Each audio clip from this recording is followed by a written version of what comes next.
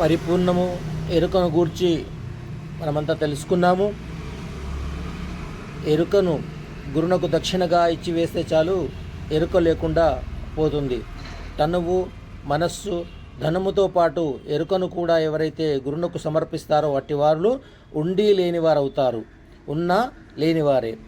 శివాజీ గురువు సమర్థ రామదాసు గారు ఒకసారి శివాజీని పిలిచి, నీ రాజ్యాన్ని దక్షిణగా రాసివ్వని చెప్పి అన్నాడు. దక్షిణగా ఒక రాజ్యాన్ని అడిగాడు.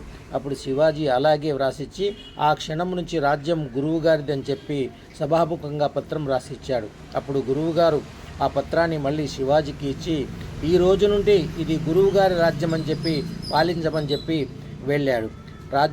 ఇక్కడ రాజ్యము మారలేదు, ప్రజలు మారలేదు, ఉద్యోగులు మారలేదు, పాలించే ప్రభువు మారలేదు. మరి మారిందేమిటి అంటే భావం మారింది. అంతకుముందు నేను చేస్తున్నాను, నా వల్లే జరుగుతుందనే కర్తృత్వం ఉండేది. ఇప్పుడు ఆ కర్తృత్వము లేదు. అకర్తగా ఉన్నాడు, అన్నీ చూస్తూనే ఉన్నాడు, కానీ ఫలితం అంటదు, కర్మ ఉండదు. ఇదే కర్తృత్వరహిత పద్ధతి. విడవలసింది కర్మలను కాదు, కర్తృత్వాన్ని అంటూ చక్కగా బోధించారు.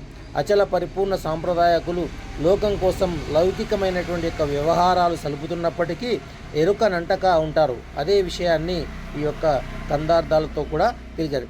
పిల్లలు తాడ్యాకులతో పిల్లలు గావించి పెండ్లి పేరంటంబుల్ కొల్లలుగా జేయువారల తల్లులు గని సత్యమనచు దలి చేరామదీని నిను నీ విట్లు దలి